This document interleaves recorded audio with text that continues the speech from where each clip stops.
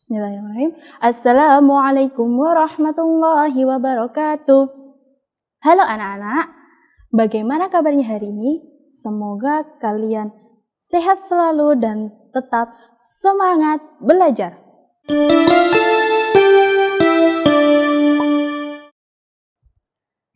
Jumpa lagi dengan Ibu pada mata pelajaran Sejarah Kebudayaan Islam kelas 4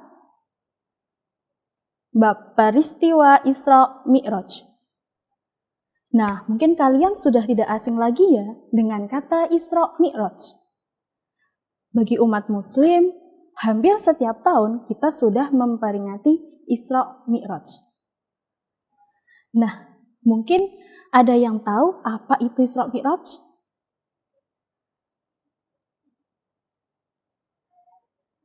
Isra adalah perjalanan di malam hari dari Masjidil Haram di Makkah ke Masjidil Aqsa di Palestina. Sedangkan Mi'raj adalah perjalanan dari Masjidil Aqsa di Palestina sampai ke Sidratul Muntaha atau yang biasa disebut dengan langit ke-7.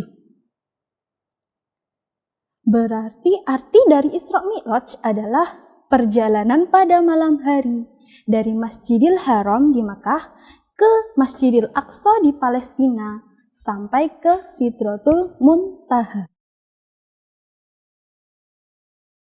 Peristiwa Isra Mi'raj ini terjadi pada tanggal 27 Rajab tahun 621 Masehi atau tahun ke-10 setelah Nabi Muhammad SAW diangkat menjadi Nabi. Peristiwa Isra Mi'raj ini dijelaskan dalam surat Al-Isra ayat 1. Nah, kenapa toh Nabi Muhammad SAW di Isra Mi'rajkan? Latar belakang terjadinya peristiwa Isra Mi'raj adalah wafatnya Abu Thalib dan Siti Khadijah. Hal ini membuat Nabi Muhammad SAW merasa sangat sedih karena kehilangan dua orang yang merupakan pendukung, pembela, dan penyokong dakwah Islam di Mekah. Wafatnya Abu Thalib dan Siti Khadijah ini secara bersamaan, hampir sama di tahun yang sama. Nah, ini disebut dengan Amul Husnin, yang artinya tahun kesedihan. Wafatnya Abu Thalib dan Siti Khadijah ini membuat orang-orang Quraisy semakin gencar mengancam dan menindas Nabi Muhammad SAW.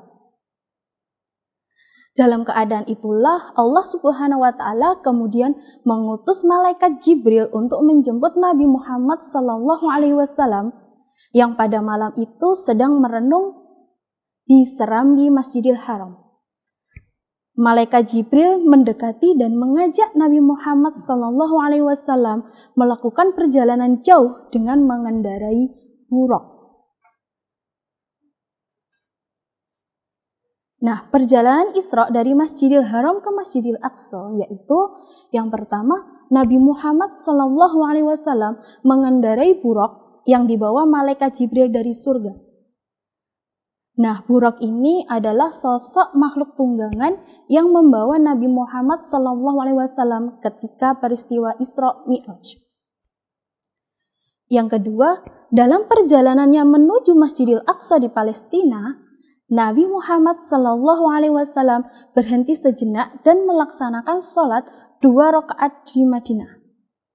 Kemudian malaikat Jibril menjelaskan kepada Nabi Muhammad SAW bahwa di tempat inilah kelak Nabi Muhammad SAW berhijrah.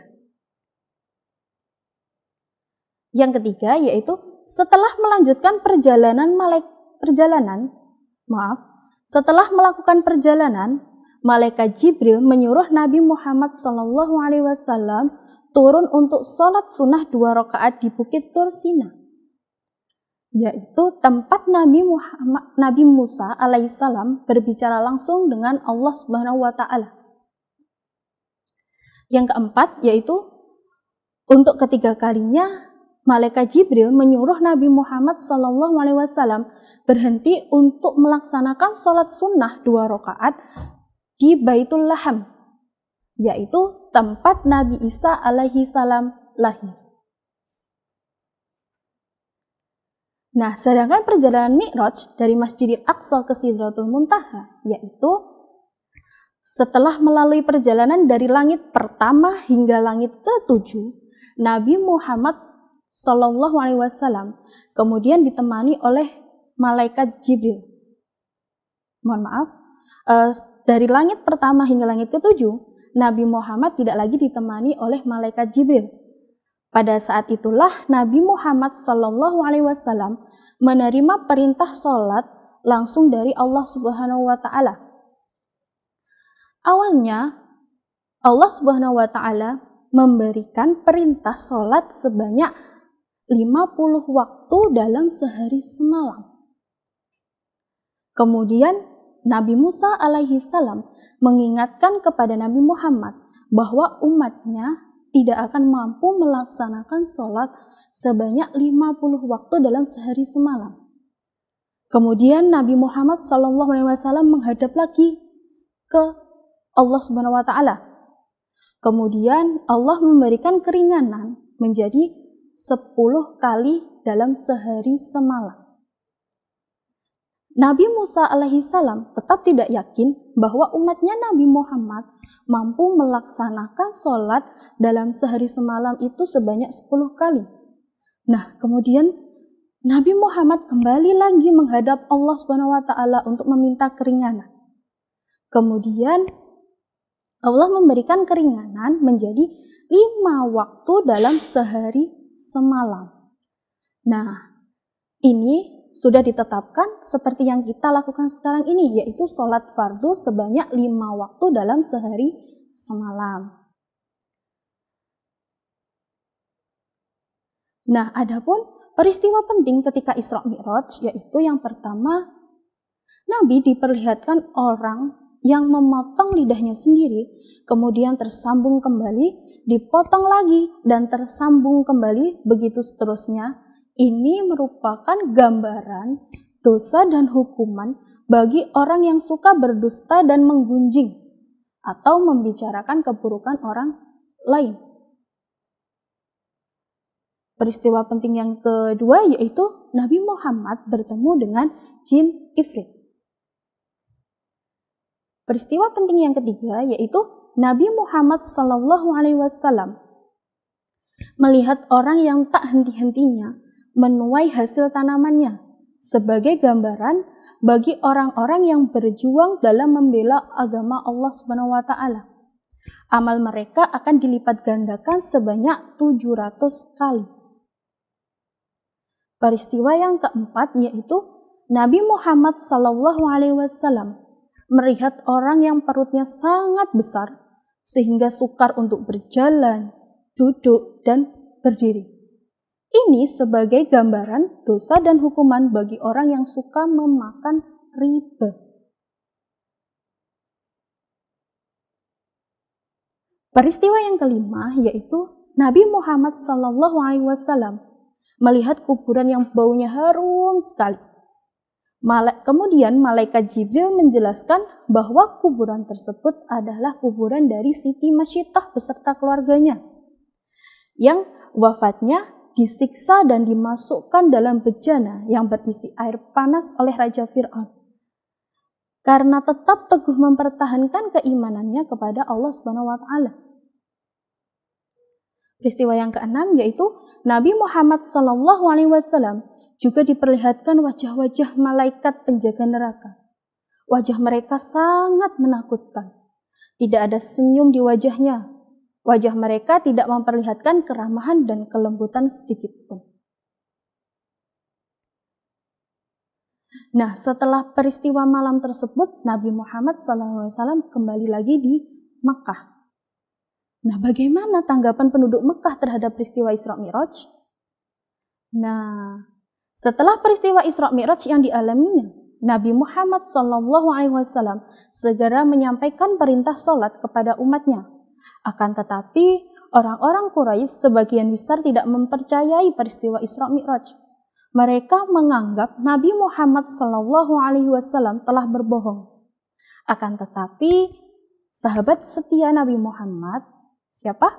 Ya, Abu Bakar As-Siddiq membenarkan dan mempercayai peristiwa Isra Mi'raj yang dialami Nabi Muhammad SAW. Maka Abu Bakar mendapat gelar As-Siddiq karena selalu membenarkan apa yang diucap dan diperbuat oleh Rasulullah. Nah, dari peristiwa Isra Mi'raj tersebut, kita dapat mengambil hikmah yang pertama, pentingnya ibadah sholat. Sholat merupakan ibadah yang diwajibkan untuk umat Islam. Ibadah sholat ini merupakan perintah dari Allah Subhanahu wa Ta'ala yang diwahyukan kepada Nabi Muhammad SAW dalam peristiwa Mi'raj di Sidratul Muntaha. Yang kedua, bukti kekuasaan Allah.